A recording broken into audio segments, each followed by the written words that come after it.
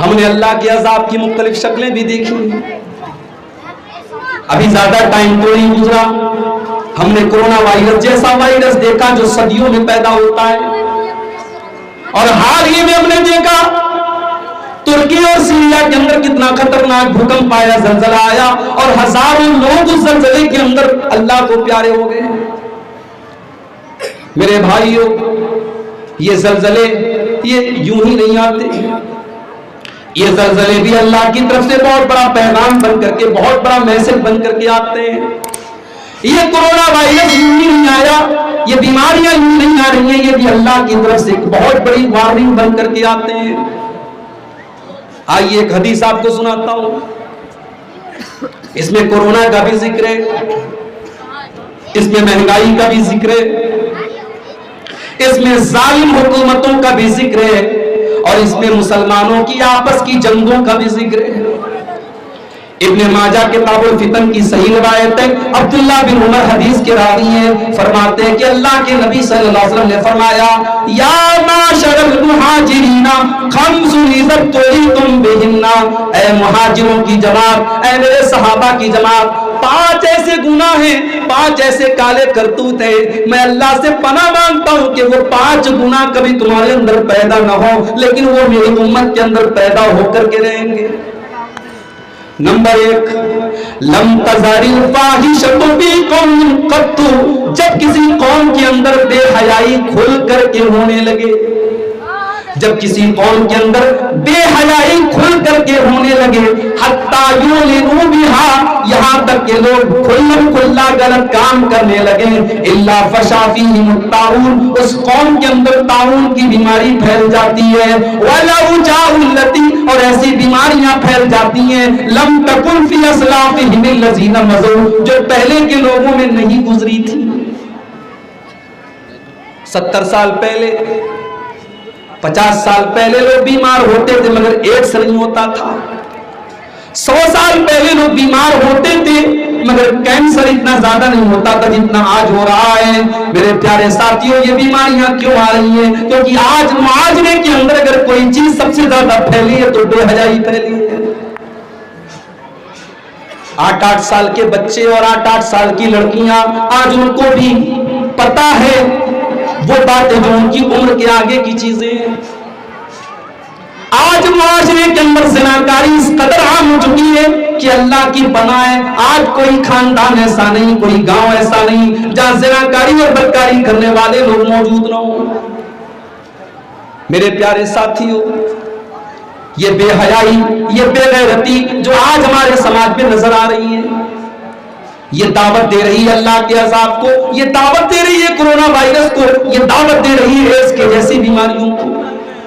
اور اللہ کے نبی نے یہ بھی بتایا تھا کہ قیامت کے پہلے زناکاری بہت زیادہ پھیل جائے گی, بلکہ ایک حدیث میں اللہ کے نبی نے یہاں تک فرمایا, اس اللہ کی قسم جس کے ہاتھ میں میری جان ہے, لا تفنا هذه الامہ, یہ امت اس وقت تک فنا نہیں ہوگی جب تک وہ دور نہ آ جائے کہ لوگ راستے میں جانوروں کی طرح کھلم کھلا غلط کام کریں گے. ویلنٹائنس ڈے کا دن آیا, 14 فروری کا دن آیا, آپ نے دیکھا کہ دلی اور ممبئی میں, کلکتہ اور بہار کے پٹنہ میں اور بڑے بڑے شہروں میں, بلکہ اب تو چھوٹے موٹے ٹاؤن کے اندر بھی آج لڑکے لڑکیاں ایک دوسرے سے مل رہے ہیں, ایک دوسرے سے ملاقاتیں کر رہے ہیں, ایک دوسرے کو تحفے تحائف دے رہے ہیں, اور بغیر شادی کے, بغیر نکاح کے جائز تعلق کے وہ ایک دوسرے کے ساتھ سارے تعلق قائم کر رہے ہیں. اور دنیا اس کو محبت کا نام دے رہی ہے, دنیا اس کو عشق کا نام دے رہی ہے, دنیا اس کو پیار کا نام نہیں دے رہی ہے. اللہ کی قسم, یہ پیار نہیں ہے, یہ محبت نہیں ہے, یہ عشق نہیں ہے, اس کا نام تو زنا ہے, اس کا نام تو بدکاری ہے. اسلام کے اندر محبت کی صرف ایک ہی شکل ہے, محبت کی صرف ایک ہی شکل ہے کہ ایک لڑکا ایک لڑکی نکاح کے بندھن میں بچ جائے, ایک مرد عورت شادی کے بندھن میں بچ جائے. اس رشتے کے اندر جو محبت ہوتی ہے وہی محبت ہے. زناکاری اور بدکاری عام ہو رہی ہے, اور جلے پر نمک چھڑکنے کا کام ہم اور آپ یہ کر رہے ہیں کہ ہم شادی بیاہ کے سسٹم کو مشکل بنا رہے ہیں. مجھے بتایا لوگوں نے کہ جھارکھنڈ میں ایسا بھی ہوا ہے, رات میں جلسہ ہوا, لڑکی فرار, لڑکا فرار, بعد میں پکڑے گئے, شادی ہو گئی. یہ بھی ہو رہا ہے جھارکھنڈ اور بنگال کے اندر. ہمارے یوپی کے اندر مئو کے اندر جہاں کا پردہ بہت مشہور تھا اور جہاں یہ تمام چیزیں نہیں ہوتی تھیں، پچھلے سال کئی ایسے واقعات ہوئے کہ لڑکا لڑکی فرار ہو گئے، پولیس نے پکڑا، پھر تھانے پر مولوی صاحب کو بلایا گیا، انہیں پر نکاح ہوا، پھر جا کر کے معاملہ رفع دفع. یہ حالات کیوں ہو رہے ہیں میرے بھائی؟ لڑکی 25 سال کی ہو گئی، لڑکا 30 سال کا ہو گیا، لڑکی شادی کے قابل ہو گئی، لڑکا شادی کے قابل ہو گیا، ماں باپ کے کانوں پر جوں نہیں رینگ رہی ہے، شادی کرنے کرانے کے لیے تیار ہی نہیں ہے، کیونکہ ہم نے شادی کو اتنا مشکل عمل بنا دیا ہے کہ جب تک یہ نہ ہو جائے، جب تک وہ نہ ہو جائے، تب تک شادی نہیں ہو سکتی. ہم لاکھ تقریریں کر لیں، ہم بڑی اچھی اچھی باتیں رات بھر بتا دیں، مگر ایک مرد اگر جوان ہوا ہے، ایک عورت اگر جوان ہوئی ہے اور اس کو اگر پارٹنر کی ضرورت ہے، اس کو اگر شادی کی ضرورت ہے، تو وہ ضرورت شادی ہی کے ذریعے پوری ہو سکتی ہے، وہ تقریر کے ذریعے پوری نہیں ہو سکتی. بھائی انسان کو بھوک لگی ہے تو اس کے سامنے کھانا لا کے رکھا جائے، اس کے سامنے آپ بہت اچھی تقریر اس کے موبائل پہ چلا دیں، اس کو قرآن کی تلاوت سنا دیں تو اس کی بھوک تھوڑی مٹ جائے گی. ارے اسلام تو وہ دین ہے جو یہ کہتا ہے کہ اگر بھوک لگی ہے اور نماز کا ٹائم ہے اور دسترخوان پر کھانا لگ چکا ہے تو پہلے کھانا کھا لو، اس کے بعد نماز پڑھو. کیونکہ اگر بھوک لگی ہے اور آپ نماز پڑھنے جائیں گے تو آپ کا دماغ ڈائیورٹ ہوگا، آپ کا دماغ نماز کے بجائے کھانے کی طرف جائے. آج ہم نے اپنے جوانوں کو اس مصیبت میں ڈالا ہے. نبی کے دور میں، صحابہ کے دور میں 4 شادیاں لوگ عام طور سے کرتے تھے. اس زمانے میں نکاح آسان تھا اور زنا مشکل تھا. اگر کوئی زنا کر لیتا تھا، اگر شادی شدہ مرد زنا کر لیتا تھا تو اس کو سزائے موت دے دی جاتی تھی. اگر کنوارا زنا کرتا تھا پکڑا جاتا تھا اور 100 کوڑے مارے جاتے تھے، سزا دی جاتی تھی. 4 شادیوں کا سسٹم تھا، کوئی بارات کا چکر نہیں تھا، کوئی جہیز کا چکر نہیں تھا. ولیمہ کی طاقت ہے تو ولیمہ ہو رہا ہے، طاقت نہیں تو ولیمہ بھی کوئی فرض اور واجب نہیں ہے. چھوٹے موٹے میں شادی ہو گئی، آسانی سے نکاح ہو گیا، گھر بس گیا. اس دور میں زناکاری میرے بھائیوں کیسے ہو سکتی تھی؟ آج آپ کی 4 شادی چھوڑ دو، 1 شادی مشکل ہو چکی ہے. کوئی بیچارہ اگر دوسری شادی کرنا چاہے تو اس کی بیوی سب سے پہلے اٹیک کرے گی، اس کے سسرال والے اٹیک کریں گے. دوسری شادی کی طاقت ہے لیکن دوسری شادی نہیں کر سکتا. بیوی یہاں تک کہتی تم زنا کر وہ چلے گا لیکن کسی کو سوتن بنا کے نہ لانا. یہ ماحول بن چکا ہے. لڑکے لڑکیاں جوان ہو چکے ہیں، شادی کی طاقت رکھتے ہیں، شادی کے قابل ہو چکے ہیں، مگر ماں باپ ان کی شادی نہیں کرا رہے. ابھی مہاراشٹر میں ایک علاقے میں گیا، مجھ سے نوجوانوں نے اکیلے میں آ کے کہا مولوی صاحب آپ جس موضوع پر بھی تقریر کیجئے گا لیکن اس پر ذرا ضرور آپ بات کیجئے گا. یہاں 30 سال کے لڑکے ہو گئے ہیں اور ماں باپ ان کی شادی نہیں کر رہے ہیں، انتظار کر رہے ہیں کہ لڑکے کو گورنمنٹ جاب ملے اس کے بعد ہم لڑکے کی شادی کریں گے. اب ظاہر ہے گورنمنٹ جاب کوئی مٹھائی تو ہے نہیں جو بٹ رہی ہے اور کوئی بھی جا کر کے لے لے، بڑا مشکل ہے. اب پتہ لگا گورنمنٹ جاب نہیں مل رہی ہے، لڑکے کی شادی میں ڈیلے ہو رہا ہے. میرے بھائیوں زناکاری اور بدکاری اگر پھیلی ہے اس دور میں، بچوں کو آگے مت بٹھائیے، سے بہت ڈسٹرب کریں گے. ان کو یا تو پیچھے کر دیجئے، ان کو خاموش کیجئے. شادی بیاہ کو اگر آپ آسان نہیں کریں گے، زناکاری کو آپ نہیں روک سکتے. زنا کو اگر روکنا ہے تو آپ کو شادی بیاہ کو آسان کرنا پڑے گا. اللہ کے نبی فرماتے ہیں اذا خطب الیکم ممن ترضون دینہ وخلقہ فزوجوہ، جب تمہارے لڑکا یا لڑکی کے لیے کوئی اچھا رشتہ آ جائے، دیندار گھر کا رشتہ آ جائے تو تم جلدی سے نکاح کر دو. اگر تم ایسا نہیں کرو گے تکن فتنۃ فی الارض وفساد عریض، تو زمین کے اندر بہت زیادہ فتنہ پھیل جائے گا، فساد پھیل جائے گا. آج آپ دیکھیے شادی بیاہ میں ہمارے یہاں کیا کیا ہو رہا ہے. ناچ گانا بھی ہو رہا ہے. بڑے بڑے داڑھی والے اور ماتھے پر سجدے کا نشان رکھنے والے اور راتوں کو تہجد پڑھنے والے، ان کے گھر میں بھی جب شادی ہوتی ہے تو لڑکیاں رات میں ناچ گانا کر رہی ہیں. ہلدی کی رسم ہو رہی ہے، ہلدی کی رسم ہو رہی ہے. شادی کے پہلے باقاعدہ فنکشن ہو رہا ہے اور لڑکیوں کو ہلدی لگائی جا رہی ہے اور اس کے بعد اس میں جتنی گھر کی لڑکیاں ہیں وہ سب پیلے کلر کا کپڑا پہن رہی ہیں. جائیے گوگل پہ چیک کیجیے یہ ہلدی کی رسم کہاں سے آئی. یہ ہلدی کی رسم یہ غیر مسلموں کی رسم ہے، یہ ان کے دھرم کی پرمپرا ہے، اسلام سے اس کا کوئی تعلق نہیں ہے۔ وہ اس لیے ہلدی لگاتے ہیں کیونکہ ان کے یہاں مانا جاتا ہے کہ ہلدی یہ اچھے شگن کی علامت ہے، یہ اچھی قسمت کی علامت ہے، اگر ہلدی لگائیں گے تو قسمت اچھی ہو۔ ہمارے یہاں ہلدی بھی ہو رہی ہے، پھر شادی کے موقع پر کتنی بے حیائی اور بے پردگی ہو رہی ہے، لڑکیوں کے اندر، عورتوں کے اندر کھانا چل رہا ہے اور جوان لڑکے گھر کے، خاندان کے، محلے کے، وہ عورتوں نے کھانا سرو کرے۔ کیوں کر رہے ہیں بھائی؟ کیوں کر رہے ہیں؟ آپ نے شادی کے موقع پر جیسے اتنا ارینجمنٹ کیا ہے، گھر خاندان کی کچھ عورتوں کو آپ تعینات کر دیجئے کہ وہ کھانا سرو کریں گی، عورتوں کے اندر عورتیں کھانا سرو کریں گی، مردوں کے اندر مرد کھانا سرو کریں گے۔ ہم چاہیں تو بہت کچھ کر سکتے ہیں میرے بھائی، مگر ہم نے ان تمام چیزوں کو سماج کا حصہ بنا کے رکھ دیا ہے۔ مجھے کئی نوجوان ایسے میسج کرتے ہیں، کال کرتے ہیں، مولوی صاحب میں اپنے ماں باپ سے کہتا ہوں کہ میں بغیر جہیز کے شادی کروں گا، میرے ماں باپ کہتے ہیں ہم نے جہیز دیا ہے تو ہم لیں گے کیوں نہیں؟ دینا مجبوری ہو سکتی ہے، لینا مجبوری نہیں ہو سکتی میرے بھائی۔ آج کتنے نوجوان ایسے ہیں جو ان تمام رسموں سے نفرت کرتے ہیں، دور ہونا چاہتے ہیں، مگر وہاں ان کے ماں باپ ان کی راہ کے روڑے بن جاتے ہیں۔ سماج یوں ہی خراب نہیں ہوا ہے، سماج کے خراب ہونے کے پیچھے اگر یہ نوجوان ذمہ دار ہیں تو میری ماں اور بہنوں آپ بھی ذمہ دار ہیں، میرے بزرگوں آپ بھی ذمہ دار ہیں۔ نکاح کو آسان کرو۔ یہ وہ دور نہیں ہے جب قرآن پڑھ کر کے آپ کا بچہ زنا سے بچ جائے گا، عبدالغفار صاحب کی تقریریں سن کر کے وہ غلط کام سے بچ جائے گا۔ آج انٹرنیٹ ہے، موبائل ہے، لڑکیاں بے پردہ گھوم رہی ہیں۔ آج اس دور میں آپ نکاح کو اتنا آسان کر دیجئے کہ زنا کرنے والا 1000 بار سوچے، اور اگر آپ نے نہیں کیا تو اب اللہ کے نبی کی اس حدیث کو یاد کیجئے، جس قوم کے اندر بے حیائی پھیلے گی اس قوم کے اندر طاعون اور اس طریقے کی بیماریاں پھیلیں گی۔ رشتہ دیکھنے جا رہی ہیں، کیا دیکھ رہی ہیں عورتیں؟ رشتہ دیکھنے گئی، لڑکی بہت اچھی ہے، اچھے خاندان کی ہے، برہیٹ میں اس نے عالمہ کا کورس بھی کیا ہے، کھانا پکاتی ہے، سارے کام کرتی ہے، بہت اچھی ہے۔ رپورٹ لے کر کے آئی، گھر والوں نے پوچھا کیسا رشتہ تھا، لڑکی کیسی تھی؟ لڑکی بہت اچھی تھی، بس تھوڑا سا اس کا رنگ دبا ہوا تھا، تھوڑا سا رنگ دبا ہوا تھا، تھوڑی سی ہائٹ کم تھی۔ ان بنیادوں پر آج ہم رشتوں کو ریجیکٹ کر رہے ہیں۔ کہاں گئی دینداری؟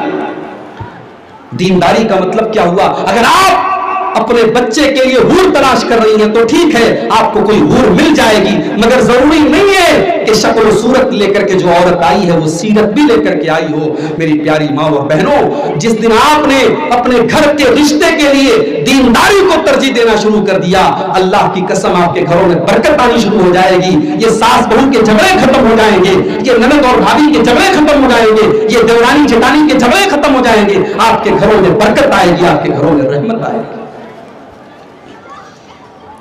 اللہ کے نبی فرما رہے ہیں لم تزال الفاحشۃ فی قوم قط حتی یولدوا بها، جب کسی قوم کے اندر بے حیائی اور زناکاری پھیل جاتی ہے، اس قوم کے اندر طرح طرح کی بیماریاں پھیل جاتی ہیں۔ یہ تو ایک چیز ہو گئی۔ دوسری چیز وَلَمْ يَنْقُصُوا الْمِكْيَالَ وَالْمِيزَانَ، اور جب کسی قوم کے اندر ناپ تول میں کمی آنے لگتی ہے، جب کاروبار میں چوری ہونے لگتی ہے۔ میں یہ بھی ترجمہ کر سکتا ہوں، میں اس حدیث کا یہ مطلب بھی بیان کر سکتا ہوں، جب کسی قوم کے اندر بندھن بینک کے ذریعے لون لیا جانے لگتا ہے، جب کسی گاؤں کے اندر لوگ لاٹری کھیلنے لگتے ہیں، جب پے ٹی ایم کے ذریعے جوا کھیلا جانے لگتا ہے، جب موبائل کے ذریعے جوا کھیلا جانے لگتا ہے، جس قوم کے اندر جوا اور لاٹری کے ذریعے لوگ رات رات امیر بننے کا سپنا دیکھنے لگتے ہیں، اس قوم کا حال کیا ہوتا ہے؟ اللہ کے نبی فرماتے الا اخذوا بالسنین وشدۃ المؤونۃ وجور السلطان علیہم، اس قوم کی معیشت کو اللہ برباد کر دیتا ہے۔ حکومتیں تو آتی جاتی رہیں گی میرے بھائی، کبھی جے ایم ایم کی حکومت آئی، کبھی بی جے پی کی آ گئی، کبھی کانگریس کی آ جائے گی، حکومتوں کی اپنی پالیسی ہے، مگر کبھی آپ غور کیجئے جھارکھنڈ جیسا اسٹیٹ جہاں اللہ نے قدرتی خزانے دیے ہیں، آج اس علاقے میں اگر لوگ بے روزگار ہیں اور ہم اور آپ اگر آج روزی روٹی کے لیے پریشان ہیں، اور جھارکھنڈ کا آدمی جا کر کے مہاراشٹر میں نوکری کر رہا ہے اور گجرات میں جا کر کے نوکری کر رہا ہے، تو کہیں نہ کہیں ہم اور آپ اس کے ذمہ دار ہیں۔ اللہ کے نبی فرماتے ہیں جب آپ کے اندر بے ایمانی آ جائے گی، جب ناپ تول میں کمی آ جائے گی، تو آپ کی معیشت، آپ کی اکانومی برباد ہو جائے گی، آپ کا کاروبار برباد ہو جائے گا، آپ کی اقتصادی حالت خراب ہو جائے گی، ارتھ ویوستھا تباہ ہو جائے گی۔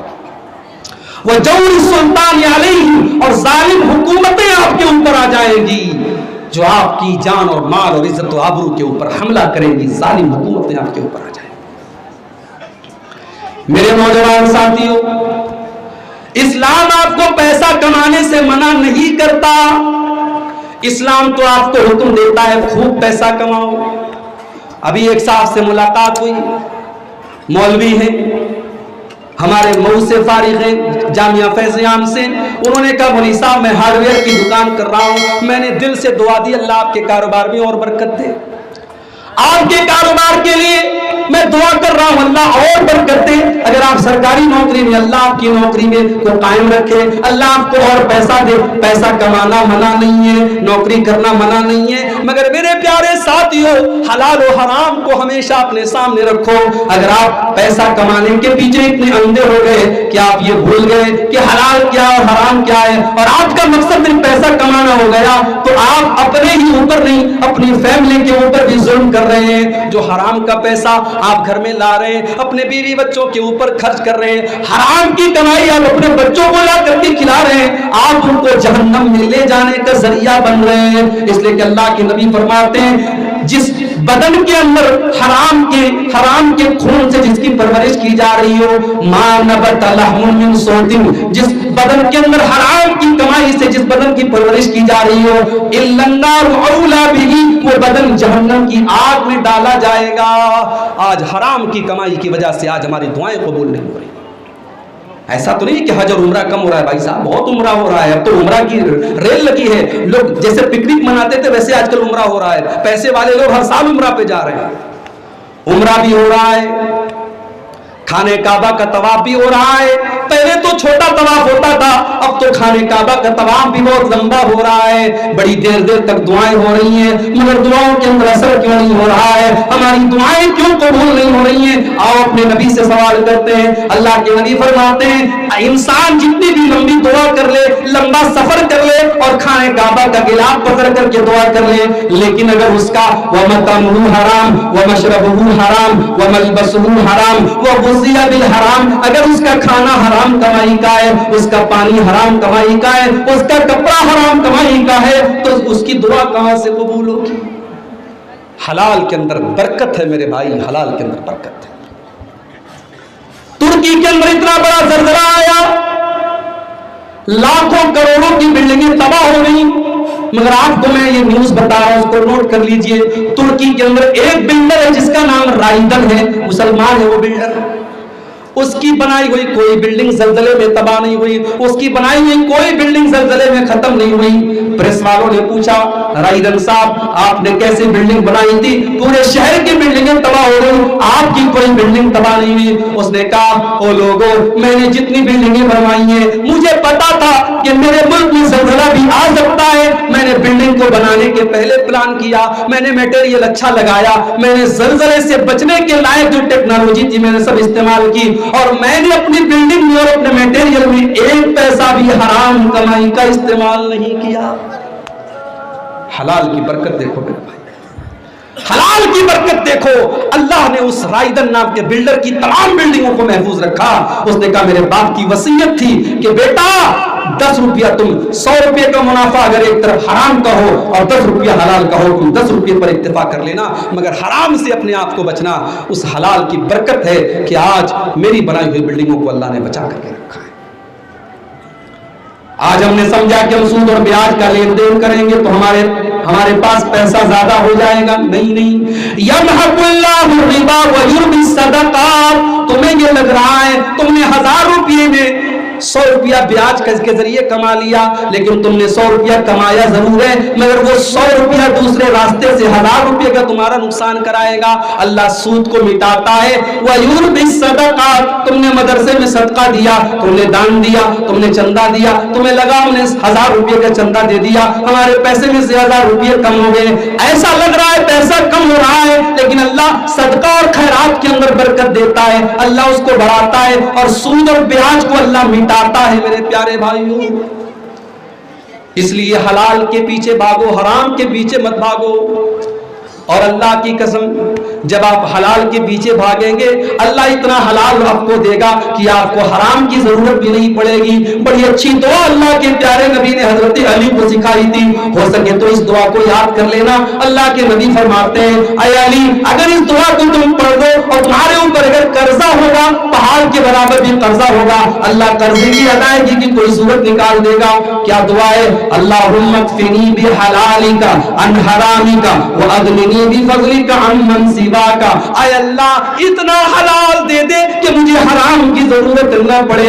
आय अल्लाह, तू हलाल के जरिए मेरे लिए काफी हो जा। आय अल्लाह, मुझे हराम की जरूरत न पड़े। वो अग़निनी बिफ़ज़लिका अम्मन सिवाका, और अल्लाह तू अपने फजलो करम से मुझे दूसरों का मोहताज न बनाना। आय अल्लाह, तू सिर्फ और सिर्फ अपना मोहताज बनाना। बड़ी प्यारी दुआ है। हलाल के जरिए मेरे भाइयों अल्लाह आपको काफी कर देगा, लेकिन हाँ, खुददारी को हमेशा कायम रखना। इज्जत नफ्स का सौदा मत करना, खुददारी का सौदा मत करना, किसी के सामने जलील मत होना। हमारे पास ऐसे भी नौजवानों का फोन आता है, मौलवी साहब बहुत दिनों से पढ़ाई कंप्लीट कर ली, नौकरी नहीं मिल रही है, नौकरी मिल रही है बैंक में, नौकरी मिल रही है इंश्योरेंस सेक्टर में, और आप लोग कहते हैं बैंक में नौकरी नहीं करना चाहिए, इंश्योरेंस में नौकरी नहीं करना चाहिए। माँ बाप मुझे टॉर्चर कर रहे हैं कि तू जवान हो गया, 30 साल का हो गया, पढ़ाई लिखाई कंप्लीट कर ली, तू कोई जॉब क्यों नहीं करता। ऐसे नौजवानों का जब फोन आता है, दिल में तकलीफ होती है मेरे भाई, मगर जाहिर है कि आपकी मजबूरी से हालात से मसला नहीं बदलेगा। मैं यही उनको मसला बताता हूं कि आप तलाश कीजिए, आप कोई मामूली तनख्वाह में काम कीजिए, शुरुआत कीजिए। अगर आपके घर से प्रेशर बन रहा है, लेकिन आप बैंक में जॉब मत कीजिए, कोई हराम नौकरी मत कीजिए, हलाल काम कीजिए, अल्लाह बरकत देगा। और फिर ऐसा भी हमने देखा है कि शुरुआत जिसने हलाल के जरिए थोड़ी सी की, अल्लाह ने बाद में उसको बहुत बरकत दी।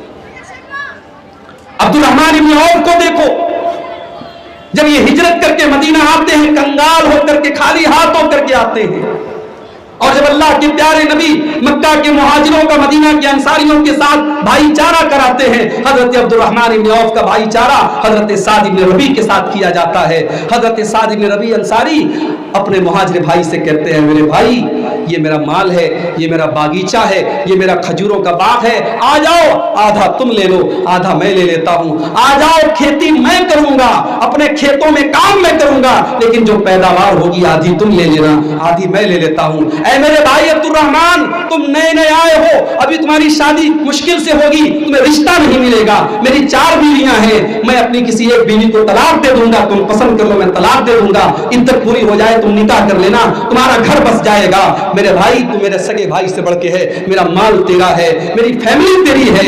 इस इंसानी तारीख में कुर्बानी और इसार की ऐसी मिसाल नहीं मिलती मेरे प्यारे साथियों, मगर अब्दुर्रहमान इब्न औफ ने खुददारी का मुजाहरा किया, खुददार थे। उन्होंने कहा है मेरे भाई, अल्लाह तेरे माल में बरकत दे, तेरे परिवार में बरकत दे, मुझे तेरी बीवी से शादी नहीं करना, मुझे तेरा माल नहीं चाहिए, मुझे तेरी प्रॉपर्टी नहीं चाहिए, मैं तो बिजनेसमैन आदमी हूं, मैं तो ताजिर आदमी हूं, मुझे तो मार्केट का पता बता दे, मुझे बाजार का रास्ता बता दे। और जब बाजार का रास्ता उनको बताया गया, बाजार में गए, और हदीस के अल्फाज हैं, उन्होंने पनीर और घी का कारोबार शुरू किया, पनीर और घी का कारोबार शुरू किया, और कुछ ही दिनों में अल्लाह ने इतनी बरकत दी, उन्होंने शादी भी कर ली। और शादी करने के बाद एक दिन अल्लाह के नबी से मुलाकात हुई तो चेहरे पर कपड़े पर जर्दी का निशान लगा था। उस जमाने में औरतें खुशबू लगाती थी, जाफरानी रंग की खुशबू लगाती थी, उस खुशबू का असर अब्दुर्रहमान इब्न औफ के कपड़े में था। अल्लाह के नबी ने देखा, आपने पूछा क्या शादी की है तुमने? कहा या रसूल अल्लाह, मैंने शादी की। आपने पूछा कि कुंवारी से की है या सय्यबा से की है, कुंवारी से की है या बेवा मुतल्लका से की है? या अल्लाह के नबी, मैंने बेवा से की है। کہا کہ ولیمہ کیا کہ نہیں کیا؟ اولم ولو بشاتین، اگر ولیمہ نہیں کیا ہے تو ولیمہ کرو، ایک بکری بھی ذبح کر دو لیکن ولیمہ ضرور کرو۔ اس کے بعد اللہ کے نبی نے پوچھا کہ تم نے اپنی بیوی کو مہر میں کیا دیا ہے؟ ہمارے یہاں کسی نوجوان کی شادی ہوتی ہے تو لوگ کیا سوال کرتے ہیں؟ کیا کیا تمہیں شادی میں ملا ہے؟ 2 ویلر ملا کہ 4 ویلر ملا؟ مسیری ملی کہ نہیں ملی؟ الماری ملی کہ نہیں ملی؟ میں اپنے نوجوان بھائیوں کو ایک بات کہنا چاہتا ہوں، جس دن آپ کی شادی ہوتی ہے آپ کے بیڈ روم میں جو مسیری ہے وہ آپ کے سسرال سے آئی ہے، جس الماری میں آپ کا کپڑا رکھا ہے وہ سسرال سے آیا ہے، جو آپ کے بدن پہ شیروانی ہے وہ بھی سسرال سے آئی ہے، آپ کے پیروں میں جو جوتا ہے وہ بھی سسرال سے آیا ہے۔ جب آپ نے سب کچھ اپنی خودداری کو بیچ کر اپنے سسرال کے آئے ہوئے بستر پہ آپ سو رہے ہیں، اس الماری میں کپڑے رکھ رہے ہیں، اس کے دیے ہوئے فریج سے ٹھنڈا پانی پی رہے ہیں، تو پھر آپ اپنی بیوی کے سامنے خودداری کے ساتھ کھڑے ہو کر کے 2 لفظ نہیں بول سکتے، کیونکہ آپ نے تو اپنی خودداری کو اسی دن بیچ دیا تھا۔ اگر آپ کے اندر خودداری ہے آپ کہہ دیجئے اپنے ماں باپ سے ہم چٹائی پر لیٹیں گے، ہمیں جب طاقت ہوگی تب ہم مسیری کا انتظام کریں گے، مگر ہم جہیز نہیں لیں گے۔ خودداری پیدا کرو۔ یہ کون سی فخر کی بات ہے کہ آپ اپنے سسرال، اپنے گھر میں تو سائیکل چلاتے تھے اور سسرال سے ملی ہوئی جو ہے آپ بلٹ گاڑی سے آپ سفر کر رہے ہیں اور بڑے فخر سے کہہ رہے ہیں میرے سسرال سے ملی ہے، جہیز میں ملی ہے۔ یہ کوئی فخر کی بات نہیں، یہ بے غیرتی کی بات ہے، یہ بے عزتی کی بات ہے۔ تو نبی کے دور میں یہ سوال نہیں ہوتا تھا کیا کیا ملا ہے، نبی کے دور میں سوال ہوتا تھا آپ نے اپنی بیوی کو مہر میں کیا دیا ہے۔ نبی نے پوچھا کہ تم نے بیوی کو کیا مہر میں دیا ہے؟ کہا یا رسول اللہ میں نے سونے کی کھجور کی گٹھلی کے برابر میں نے سونا دیا ہے۔ بالکل کنگال تھے، قلاش تھے، مگر تھوڑے دنوں کے بزنس کے بعد اللہ نے اتنی برکت دی کہ بیوی کو مہر میں کھجور کی گٹھلی کے برابر سونا دیتے ہیں، اور بعد میں اتنا پیسہ کماتے عبد الرحمن ابن عوف، اتنی برکت دیتا ہے اللہ تعالیٰ ان کو، وہ کہتے ہیں کہ میں پتھر بھی اٹھاتا ہوں تو مجھے اس کے نیچے سونا مل جاتا ہے، اللہ نے اتنی برکت مجھے دی۔ حلال میں بہت برکت ہے میرے بھائی، یہ لاٹری کا چکر چھوڑ دو، یہ جوئے کا چکر چھوڑ دو، یہ حرام کمائی کا چکر چھوڑ دو، یہ پے ٹی ایم کے ذریعے پیسہ کمانے کی لت چھوڑ دو، حلال راستے سے آؤ۔ اللہ نے بہت سارے آپشن رکھے ہیں، اللہ نے حرام کو لیمیٹیڈ کیا ہے، حلال کو کوئی لیمٹ اس کی نہیں ہے۔ حلال کے ذریعے پیسہ کمانے کے بہت سارے راستے ہیں، اللہ ہمارے نوجوانوں کو حلال کے ذریعے پیسہ کمانے کی توفیق عطا فرمائے۔